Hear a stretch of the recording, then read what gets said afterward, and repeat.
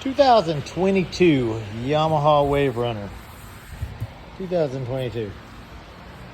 No hours on this ski. Customer bought two of them at the same time, right? This one plagued with issues from Yamaha. First problem was in this exhaust pipe right here. The engine was overheating and there was metal shavings in this hole, in both of these holes, metal shavings from the manufacturer. We took those out.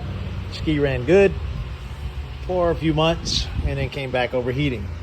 Melted the water box. It usually sits back. We call it a water box. I don't know what it's called, but it's a plastic box back here that the exhaust goes into. Melted it 2 times.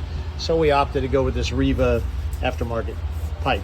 Okay, so we put this Riva aftermarket pipe on. It sounds so much better. Works really good, but as you can see, it baked it. Ran fine in our run tank, stationary load test, but after the customer took it in just a few minutes, cooked this pipe and cooked this coupler. This is a brand new coupler. You can see how hot it got. It burned the inside tub. Also started to melt the wiring harness that runs to the trim module or whatever it is back there. Didn't hurt any wires in there, but it certainly melted the housing on it.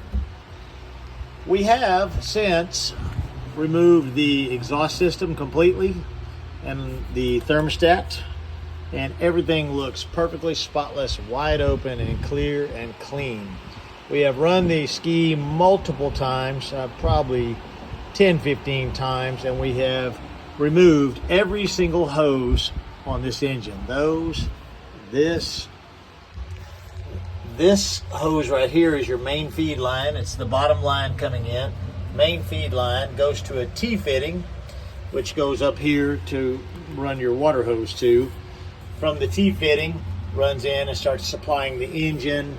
As it supplies the engine, a lot of the water supplies the exhaust manifold also on the bottom, and a lot of that water is run through the manifold separately, not through the engine block, although it does cool just inside of the cylinder head a little bit around the exhaust ports. Runs back out, and you remove these hoses while it's running, and a ton of water is coming out here of both of those. This one is the supply hose that comes out of this one little hole here. Really, it's open inside there, so it comes out here and here. This is the exhaust temperature sensor. We are not getting an overheat on that sensor. That sensor is showing fine. From there, it mates up with this, and the water flows into these 2 holes and fills this cavity. It's going to be hard to see it. Fills this cavity inside of here.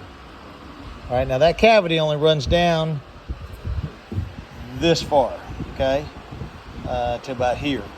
So it fills this cavity with water, and then from there, the water goes out these 4 small holes into the exhaust hose and into the muffler. Now this pipe stands up, so water travels in from the right side over here, and exhaust comes in, accumulates down the bottom, and then the excess water and what have you is forced out the top of this muffler. It's hard to see in there, but the pipe runs down to the bottom. At idle, plenty of water coming out. So from here, it runs to that Riva pipe, which is this pipe, and runs down and goes out the back, down there, out the back of the ski, which is to the right side of the jet pump, which is back in there. You can see that rubber flapper right there. Right there. So with the ski idling, we're getting a lot of water out of that rubber flapper. A lot. As soon as you give the ski some throttle for a few seconds, the sensor here area is cool with the laser. We're using a thermo laser, right? Tells you the temperature of whatever you pointed at. But the muffler starts overheating and the water stops going through it. Completely stops, but the water is in here. There's enough water traveling, I guess, just to keep this sensor happy so it doesn't throw a code or an alarm. but there's not enough water coming out of those two little bitty holes. This area here is also filled with water from the other hose and the one that's feeding on the bottom, and it's completely blocked off from this piece via the gasket. So as you can see, the gasket only has two holes at the top so that it seals the water in to the manifold, and the tailpipe water is completely separate. So the only water that feeds the tailpipers are there and there through this hose. And we are getting a ton of water out of that. As soon as you give it gas, the water stops. So it's my opinion that the exhaust pressures are pressurizing this chamber. Inside of that muffler is being pressurized, and the amount of exhaust pressure is holding the water back. So you say, well, this isn't normal. That would be a water delivery problem. And that is a possibility. Not enough water pressure coming out of this hose, okay? So you say, well, let's go look at the jet pump. So we did. We took the jet pump apart. The clearances really weren't that bad, but there was a little bit of a clearance discrepancy. So we put brand new wear ring and a brand new OEM impeller in it. The tolerances are now very tight, but the problem still exists.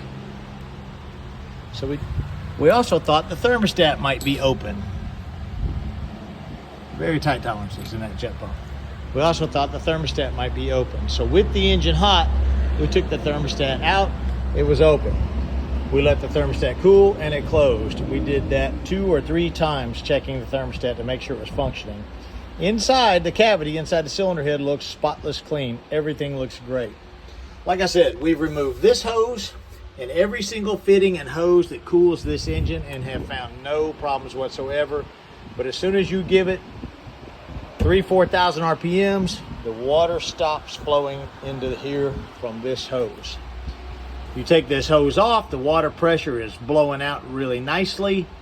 We haven't put a pressure gauge or anything, but it's my guess the exhaust pressure, once again, is overcoming the pressure that it's being fed with. Now, how in the hell are we supposed to overcome that?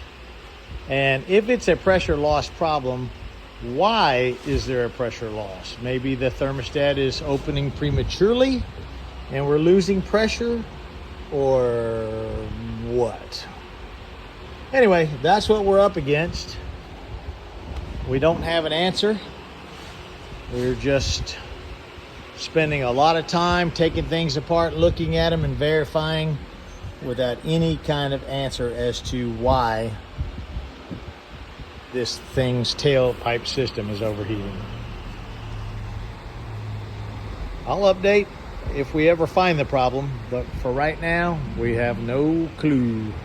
Anybody that has any ideas, I'd love to hear them.